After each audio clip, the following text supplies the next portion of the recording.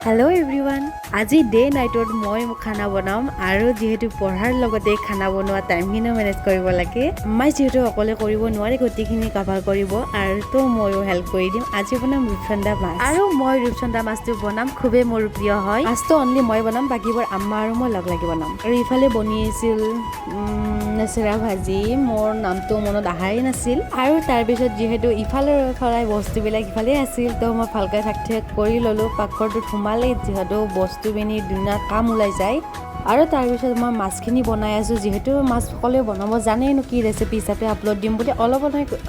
এনেকুৱাকৈ দেখুৱাইছোঁ যে আপোনালোকে ধৰিব পাৰি মই মাছ বনাই আছোঁ আৰু তাৰপিছত মোৰ কমপ্লিট হৈ গ'ল বনোৱা কি বনালোঁ আহকচোন চাওঁ এয়া প্ৰথমতে মই নেচেৰা ভাজিছোঁ আৰু তাৰপিছত এয়া পটল ফ্ৰাই কৰি লৈছোঁ তাৰপিছত বিলাহীৰ লগত মাছৰ জোল আৰু ইফালে ভাত বনি ৰেডি হৈ গ'ল আৰু ইফালে মোৰ ফাইনেলি মাছ যিৰ বাবে এৰিছোঁ দে বাই